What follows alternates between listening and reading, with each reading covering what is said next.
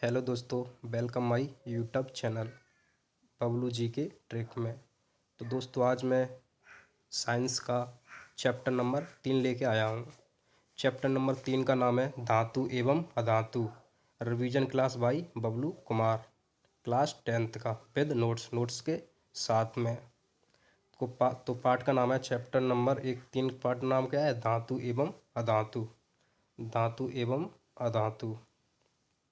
तो धातु किसे कहते हैं?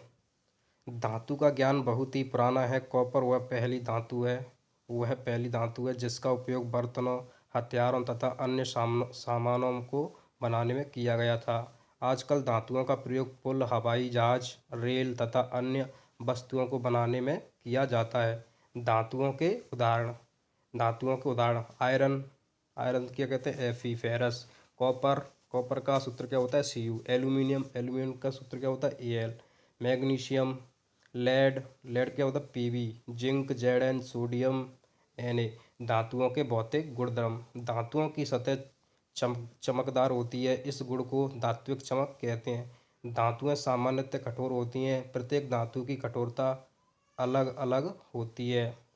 कुछ धातुओं को पीट कर उन्हें पतली चादरें के रूप में ढाला जा सकता है।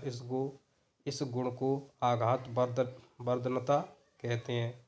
धातुएं सामान्यतः ऊष्मा की सुचालक होती हैं। धातुएं किसकी होती हैं? ऊष्मा की सुचालक। जो धातुएं किसी कठोर सतह से टकराती हैं उन्हें ध्वनिक कहते हैं। धातुओं को तार के रूप में खींचा जा सकता यह गुण को तन्यता कहते हैं। कठोर धातुएं कौन कौन सी होती हैं? Iron, copper, aluminium. नरम धातुएं सोडियम और पोटेशियम। सबसे अधिक आघात धातु कौन सी होती है? सोना और चांदी। ऊष्मा की सुचालक धातुएं चांदी, तांबा। सबसे अधिक तन्य धातु सोना। ऊष्मा की कुचालक धातुएं लेड और मरकरी। धातुओं के रासायनिक गुणधर्म। धातुओं का दहन। धातुएं ऑक्सीजन से क्रिया करके धातु ऑक्साइड बनाती हैं। धातु की अभिक्रिया ऑक्सीजन से कराते हैं तो क्या बनाते हैं? धातु ऑक्साइड। उदाहरण Cu यानी कॉपर की अभिक्रिया हमने किससे कराई? ऑक्सीजन से। क्या बनाई? Copper oxide. एल्यूमिनियम की अभिक्रिया O2 यानी ऑक्सीजन से कराने पर Al2O3 का निर्माण करती है।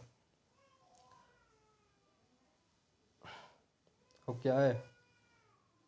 वैधर्मी ऑक्साइड। ऐसे धातु ऑक्साइड जो अम्ल तथा क्षारक दोनों से अभिक्रिया करके लवण तथा जल प्रदान करते हैं वैधर्मी ऑक्साइड कहलाते हैं। उदाहरण Al2O3 प्लस HCl की अभिक्रिया कराने पर AlCl3 प्लस H2O का निर्माण होता है। दूसरा उदाहरण Al2O3 की अभिक्रिया NaOH से कराने पर NaAlO2 प्लस H2 यानी सोडियम एल्यूमिनेट का निर्माण होता है। अगली है एनोडीकरण। एल्यूमिनियम पर मोटी ऑक्साइड की परत बनाने की प्रक्रिया है। वायु के संपर्क में आने पर एल्यूमिनियम पर ऑक्साइड की पतली परत का निर्माण होता है। एल्यूमिनियम ऑक्साइड की परत इसे संचारण से बचाती है। इस परत को मोटा करके इसे संचारण से अधिक सुरक्षित किया जा सकता है। एनोडीकरण के लिए एल्यूमिनियम की परत एक साफ वस्तु को एनोड बनाकर तनु सल्फ्यूरिक अम्ल के साथ इसका विद्युत अपघटन किया जाता है। धातुओं की जल के साथ अभिक्रिया। धातुएं जल के साथ अभिक्रिया करके हाइड्रोजन गैस तथा धातु ऑक्साइड उत्पन्न करती हैं। धातु की जल के साथ अभिक्रिया कराएंगे तो ऑक्साइड प्लस हाइड्रोजन गैस निकलती है। उदाहरण यानी पोटेशियम की अभिक्रिया जल के साथ कराने पर KOH यानी potassium hydroxide plus hydrogen gas निकलती है। सोडियम की अभिक्रिया H2 यानी जल से कराने पर sodium hydroxide plus hydrogen gas निकलती है। धातुओं की अम्लों के साथ अभिक्रिया। धातुएं अम्ल के साथ अभिक्रिया करके संगत लवण तथा हाइड्रोजन गैस देती है। धातु की अभिक्रिया किससे कराने? अम्ल से। तो क्या बन रहा है? लवण प्लस हाइड्रोजन गैस। जैसे मैग्नीशियम की अभिक्रिया हाइड्रोक्लोरिक अम्ल से कराने पर Mg यानी magnesium chloride plus hydrogen gas निकलती है। Zn यानी जिंक की अभिक्रिया हाइड्रोक्लोरिक अम्ल से कराने पर ZnCl2 प्लस H2 का निर्माण होता है। धातु लवणों के साथ अभिक्रिया। सभी धातुओं की क्रियाशीलता में अंतर होता है। अधिक अभिक्रियाशील धातु अपने से कम क्रियाशील धातु को उसके यौगिक के विलयन या गलित अवस्था से विस्थापित कर देती है। जैसे मैग्नीशियम की अभिक्रिया HCl अम्ल से कराने पर MgCl2 यानी मैग्नीशियम क्लोराइड का निर्माण और हाइड्रोजन गैस निकलती है। जिंक की अभिक्रिया HCl से कराने पर ZnCl2 प्लस H2O का निर्माण होता है। अब धातुओं की धातु लवणों के साथ अभिक्रिया सभी धातुओं की क्रियाशीलता में अंतर होता है। अधिक अभिक्रियाशील धातु अपने से कम क्रियाशील धातु को उसके यौगिक के विलयन या गलित अवस्था से विस्थापित कर देती है। जिस धातु की अभिक्रिया धातु A प्लस B का लवण यानी B का लवण विलयन और A का लवण विलयन प्लस धातु B। एक्वा रेजिया रॉयल जल का लैटिन शब्द यह 3.1 के अनुपात में सांद्र हाइड्रोक्लोरिक अम्ल एवं सांद्र नाइट्रिक अम्ल का ताज़ा मिश्रण होता है। यह गोल्ड को भी गला सकता है। एक्वा रेजिया भवकता द्रव होने के साथ प्रबल संचारक है। यह गोल्ड एवं प्लेटिनम जैसी धातुओं को गलाने में समर्थ होता है। सक्रियता श्रेणी धातुओं की क्रियाशीलता को अवरोही क्रम में व्यवस्थित करने पर जो सूची प्राप्त होती है उसे सक्रियता श्रेणी कहते हैं। सबसे अधिक अभिक्रियाशील धातु सोडियम और पोटेशियम। सबसे कम अभिक्रियाशील धातु गोल्ड और प्लेटिनम। अधातु धातुओं की तुलना में अधातुओं की संख्या कम होती है। उदाहरण सल्फर, आयोडीन, ऑक्सीजन और हाइड्रोजन आदि। ब्रोमीन ऐसी अधातु है जो द्रव अवस्था में होती है। इसके अलावा सभी अधातुएं या तो ठोस हैं या गैस हैं। अधातुओं के गुणधर्म अधातुएं आघातवर्ध नहीं होती हैं। नंबर 2 अधातुएं तन्य नहीं होती हैं तथा वे भंगुर होती हैं। अधातुएं ऊष्मा की कुचालक होती हैं। अधातुओं में चमक नहीं होती है। अधातुओं के गलनांक एवं क्वथनांक अपेक्षाकृत कम होते हैं। अधातुएं कमरे के ताप पर ठोस, द्रव या गैस के रूप में हो सकती हैं। अधातुओं की रासायनिक अभिक्रिया ऑक्सीजन के साथ अधातुओं की अभिक्रिया अधातु ऑक्सीजन के साथ अभिक्रिया करके अम्लीय ऑक्साइड बनाते हैं। अधातु प्लस ऑक्सीजन से अभिक्रिया कराने पर अधातु ऑक्साइड बनता है। उदाहरण सी कार्बन की अभिक्रिया ऑक्सीजन से कराने पर कार्बन डाइऑक्साइड बनती है। सल्फर की अभिक्रिया ऑक्सीजन से कराने पर SO2 बनता है, सल्फर ऑक्साइड। नोट धातुओं के ऑक्साइड अम्लीय प्रकृति के होते हैं एवं जल में घुलकर अम्ल बनाते हैं। CO2 यानी कार्बन डाइऑक्साइड की अभिक्रिया जल से कराने पर H2CO3 यानी कार्बनिक अम्ल बनता है। अम्लों के साथ अभिक्रिया अधातुएं सल्फ्यूरिक अम्ल व नाइट्रिक अम्ल के साथ अभिक्रिया करती हैं। नाइट्रिक अम्ल के साथ अभिक्रिया करती हैं। उदाहरण sulphur plus H2SO4 SO2 plus H2O। P यानी फास्फोरस की अभिक्रिया HNO3 से कराने पर H3PO4 और प्लस NO2 प्लस H2O जल निकालते। क्लोरीन के साथ अभिक्रिया धातुएं क्लोरीन के साथ अभिक्रिया करके क्लोराइड बनाती हैं। सल्फर की अभिक्रिया क्लोरीन से कराने पर H2Cl2 सल्फर मोनोक्लोराइड बनाती हैं। हाइड्रोजन से अभिक्रिया धातुएं हाइड्रोजन के साथ अभिक्रिया करके सहसंयोजक हाइड्रोजन हाइड्राइड बनाती हैं। जैसे हाइड्रोजन की अभिक्रिया सल्फर से कराने पर H2S बनती। उत्कृष्ट गैसों के नाम है आपके हीलियम, नियॉन, आर्गन, जिनॉन। द्रव अवस्था में पाई जाने वाली धातु मरकरी। द्रव अवस्था में पाई जाने वाली धातु कौन सी है? मरकरी, जिसे हम Hg से प्रदर्शित करते हैं। ऐसी धातुएं जिन्हें हथेली पर रखने पर पिघलने लगती हैं। ऐसी धातुएं जिन्हें हथेली पर रखने पर वो क्या होने लगती हैं? पिघलने लगती हैं। वो कौन कौन सी धातु है आपकी? गैलियम और सीजियम। ऐसी धातु जो चमकीली होती हैं। आयोडीन। ऐसी धातु जो विद्युत की कुचालक होती हैं। ग्रेफाइट। क्षारीय धातु सिलिकॉन, सोडियम, पोटेशियम। एक ऐसी धातु है आपकी क्षारीय धातु। अपर रूप कार्बन ऐसी धातु है जो विभिन्न रूपों में पाई जाती है। प्रत्येक रूप को अपर रूप कहते हैं। हीरा कार्बन का एक अपर रूप है। यह सबसे कठोर प्राकृतिक पदार्थ है।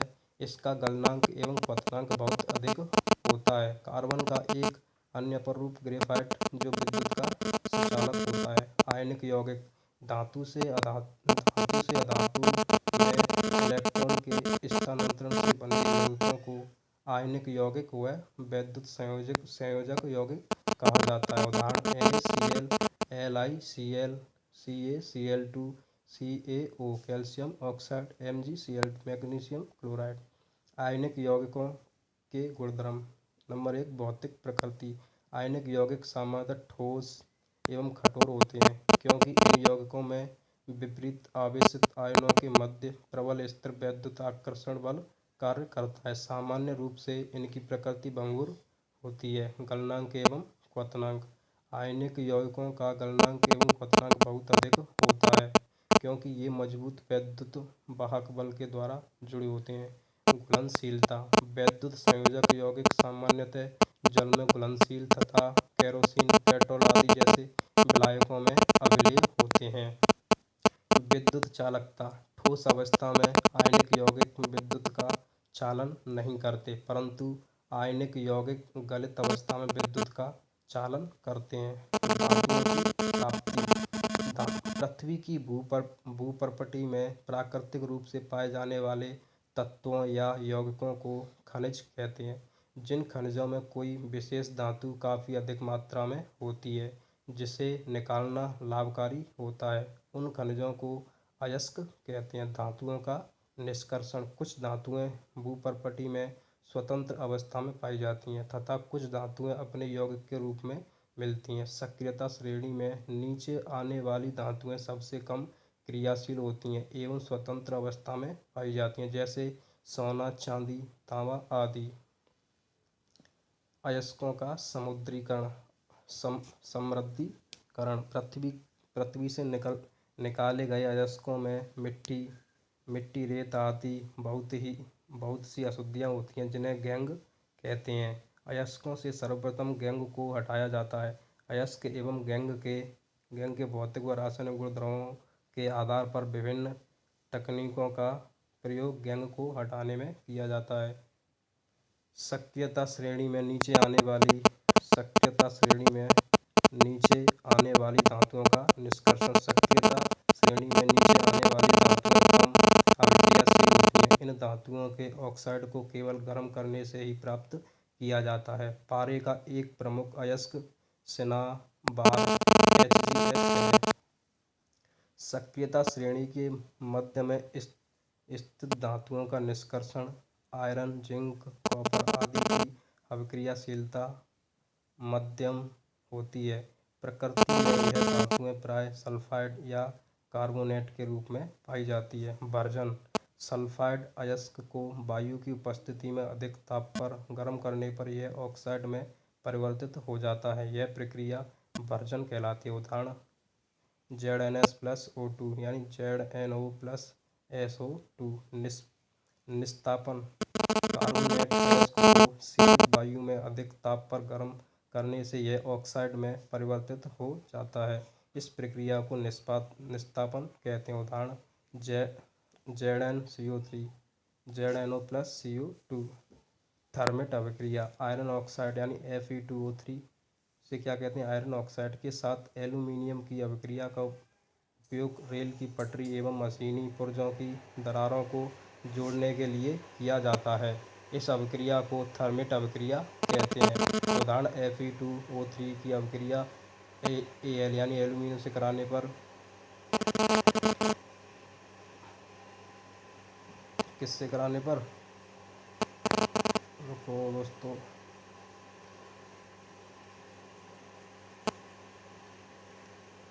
एल्यूमीनियम से कराने पर Fe+Al2O3 ऊष्मा निकलती है।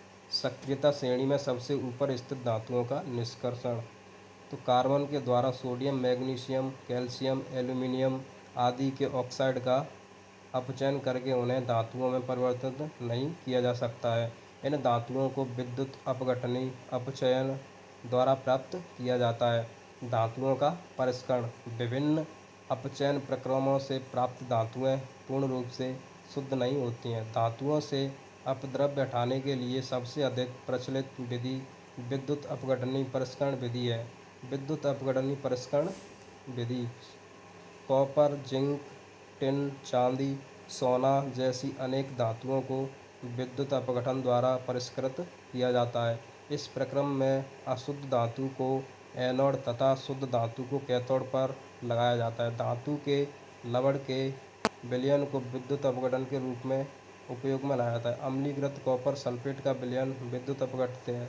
अशुद्ध तांबा एनोड है, जबकि शुद्ध तांबे की पट्टी कैथोड पर निक्षेपित हो जाता है। विलेय अशुद्धियाँ विलयन में धुल जाती हैं। अविलेय अशुद्धियाँ एनोड की तली पर निक्षेपित हो जाती हैं, जिसे एनोड पंख कहते हैं। संचारण: जब कोई धातु अपने आसपास अम्ल, आर्द्रता, नमी, ऑक्सीजन आदि के संपर्क में आने से यह संचारित हो जाती है तो उसे संचारण कहते हैं। संचारण की प्रमुख घटनाएं: लंबे समय तक आर्द्र वायु में रहने पर लोहे पर भूरे रंग की परत चढ़ जाती है, जिसे जंग कहते हैं। क्या कहते हैं? खुली वायु में छोड़ देने पर सिल्वर की वस्तुएं वायु में उपस्थित सल्फर के साथ अपक्रिया करके सिल्वर सल्फाइड की परत बना लेती है तथा काली पड़ जाती है। संचारण: जब कोई धातु अपने आसपास अम्ल, आर्द्रता, नमी, ऑक्सीजन आदि के संपर्क में आने से यह संचारित हो जाती है तो उसे संचारण कहते हैं। अब है संचारण से सुरक्षा: जंग लगने से लोहे को बचाने के लिए उस पर पेंट करते हैं या ग्रीस लगाते हैं। जंग को अन्य विधियों के द्वारा भी रोका जा सकता है, जैसे क्रोमियम लेपन द्वारा, एनोडीकरण द्वारा, मिश्र धातु बनाकर। लोहे एवं इस्पात को जंग से सुरक्षित रखने के लिए उस पर जस्ते या जिंक की पतली परत चढ़ाई जाती है। इस विधि को यश दलेपन कहते हैं। यदि लोहे के साथ अन्य कोई पदार्थ मिला दिया जाए तो पदार्थ के गुणधर्म बदल जाते हैं। यह पदार्थ धातु, अधातु कुछ भी हो सकता है। मिश्र धातु: दो या दो से अधिक धातुओं के समांगी मिश्रण को मिश्र धातु कहते हैं। मिश्र धातु पीतल किससे मिलकर किन किन अवयव से मिलकर बनी है? कॉपर और जिंक। उपयोग: बर्तन बनाने में, मूर्तियाँ बनाने में। कांसा मिश्र धातु किससे बनी है? कॉपर और एसएन यानी टिन से। बर्तन व मूर्तियों में इसका उपयोग किसमें किया? बर्तन व मूर्तियों में। सोल्डर Pb+SN, इसका उपयोग किसमें किया जाता है? विद्युत तारों की वेल्डिंग में। शुद्ध सोने को 24 कैरेट कहते हैं। शुद्ध सोने को 24 कैरेट कहते हैं। यह काफ़ी नर्म होता है, इसलिए आभूषण बनाने के लिए उपयुक्त नहीं होता है। इसे कठोर बनाने के लिए इसमें तांबा या चांदी मिलाए जाते हैं। भारत में अधिकांश आभूषण 22 कैरेट सोने के बनाए जाते हैं। इसका तात्पर्य यह है कि 22 कैरेट सोने में 22 भाग शुद्ध सोना, 2 भाग तांबा या चांदी होता है। थैंक यू दोस्तों, वीडियो अच्छी लगी हो तो लाइक करें।